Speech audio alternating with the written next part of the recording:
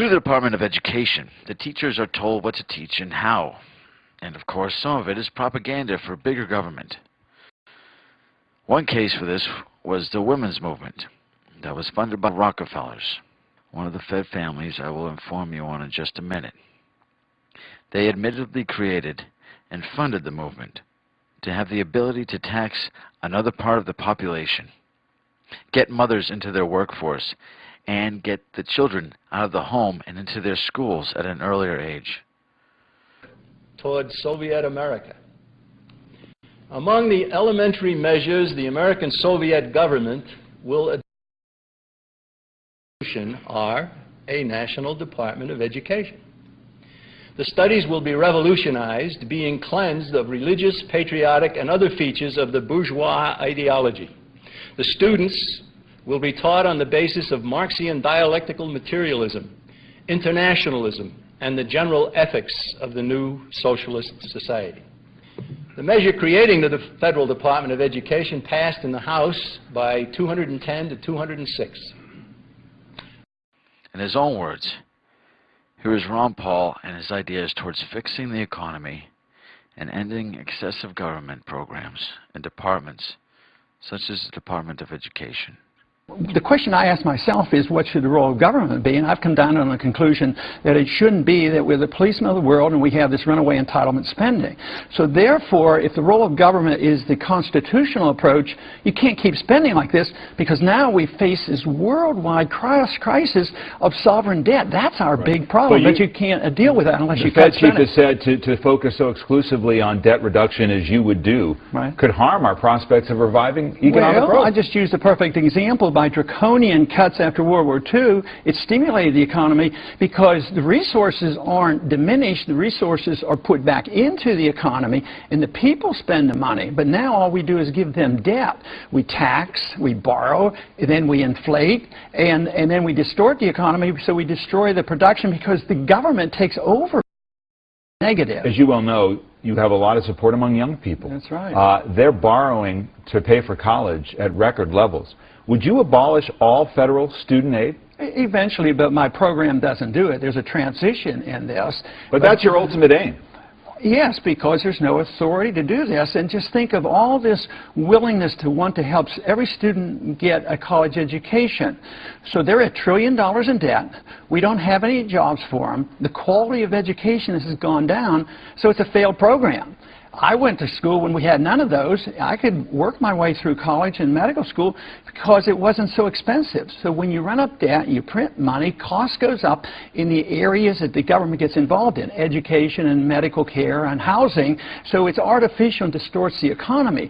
So we have to look at the business cycle and the inflation, so it doesn't help the people. All this housing programs, they end up losing their jobs and losing their houses. I mean, what we're witnessing today is the failure of a Keynesian economic model, and today we have to replace it with something. We either replace it with more government and more authoritarianism, more controls, or we look toward the free market. You mentioned housing. You would like to get the federal government out of housing completely. And right now, the mortgage giants, Fannie Mae and Freddie Mac, guarantee 90% of the mortgages in this country. So you'd get rid of the government's role. Sure. The government's always had a role in housing. Role in housing, they created the monster. I mean, first the Fed creates the money, and then you have Congress get involved and say you do this, this, and this, and then it becomes corrupt. They get involved in the derivatives business, and who gets bailed out? They got bailed out. So no, it's a distortion of the market. You don't eliminate. But play that through, Dr. Paul, because it's really quite jarring. There is no private market right now for mortgages. Oh, no, that's not true. Are you going to wind down these companies? Who would buy them?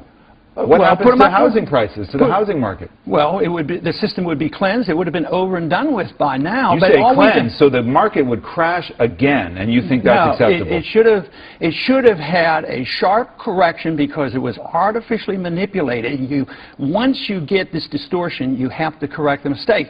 So you do what we did in 1921. You allow the correction to occur in 1 year, and you go back to work. If you keep transferring the debt from the private owners or the pseudo-private owners, the Fannie Mae's and the Freddie Macs that participated in the bankruptcy. You bail them out, and you bail out the banks, and you bail out the Wall Streeters. You dump all this debt on the people. Let me ask you a couple things about foreign. Well, I did not say I'd get rid of public education. I went through 12 years of public education. All my kids were educated in public schools.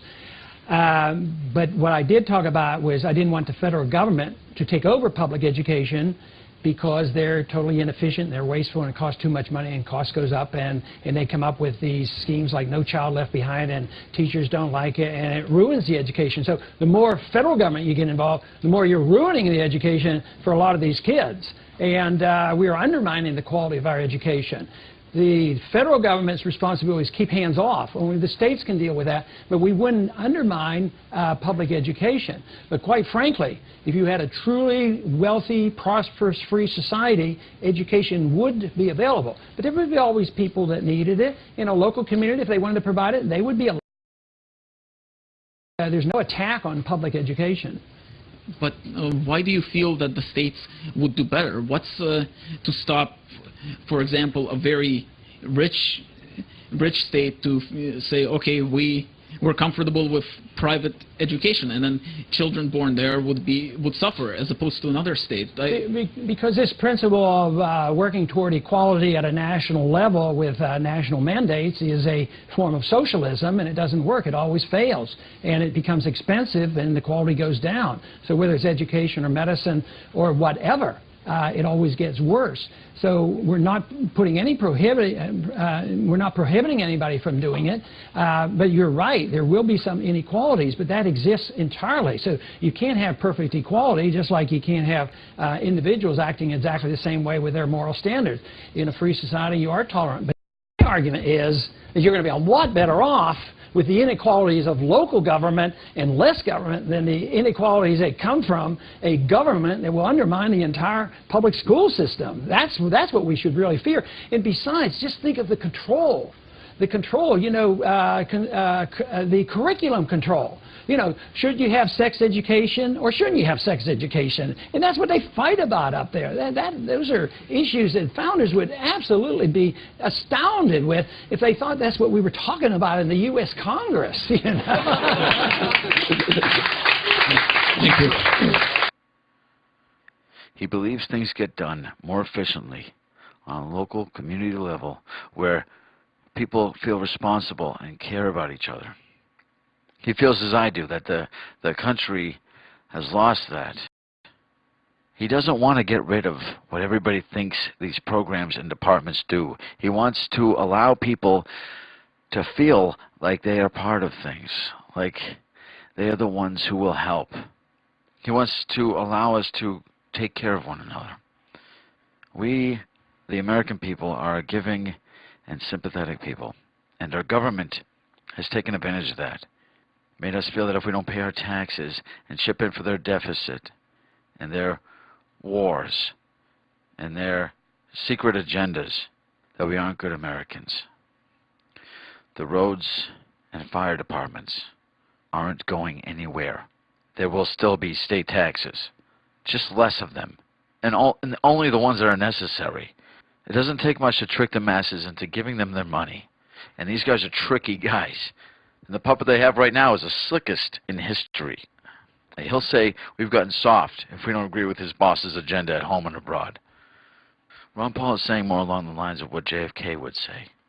Ask not what your country can do for you, but what you can do for your country. He wants us to stop paying the government to make us better people and have a better country. He believes we want to do that ourselves and that we would do a better job at it. These people are stealing from you and your country. We need to open our eyes and stop them. Another fact about Ron Paul is he wants to get rid of the subsidies for illegal aliens. This can explain it better than I. But we wouldn't have so many there if they didn't know they were going to get amnesty. You promise them amnesty, promise them that with no sweat you can get medical care and free education, automatic citizenship, food stamps, and Social Security. You're going to get more of it. But I want a free and healthy, thriving economy, and I think we could be much more generous with our immigration. We don't need We don't need to reward people who get in front of the line. I want people but the to legal line should be more generous. I do. I really think we would be. I think it would be a non-issue. Today it's a big issue because people are hurting. They can't keep up with paying their bills. When they see people in the line using food stamps, they'll be in the emergency rooms, they'll demand bilingual education in the schools, and the costs are going up, school taxes go up. Get rid of all those programs, everyone. I would. I think get rid of the incentives and work toward a real solution, which means that you do it legally and you have a healthy economy. And we would have probably a lot of people coming back and forth working in this country. There was a time when we had just workers coming back and forth. That was when they didn't expect to get easy amnesty. And you want to get rid of the birthright law that says that an illegal immigrant who gives birth in America, the child is a U.S. citizen. Yes, I think there's confusion on interpreting the 14th Amendment. It says that if you're under the jurisdiction of the United States, you have a right to citizenship if you're born here. All right, so you say this is good, but that's in there. Yes, but it's a little bit confusing. If you step over the border and you're illegal, are you really under the jurisdiction? There's a question on that, and I want to clarify it. What about the millions who are here illegally already? Deport them? I don't think anybody could find them. I don't think anybody knows where they are. I don't think if you had a million-man army, nobody even knows how many there are. But if they come for welfare benefits and you know they're illegal, yes, deny them the benefits, and they commit a crime, send them home when you know they're there. Today, in many cities, you're not even allowed to ask them their immigrant status. You know, it might be on the form. Policemen told me, don't ask that question. They're told they can't ask that question to find out if they're illegal. And they've been breaking the law, they're arrested. But it's politically incorrect to ask a person their immigrant status, because that would say, well, if you're breaking the law, maybe you ought to go home.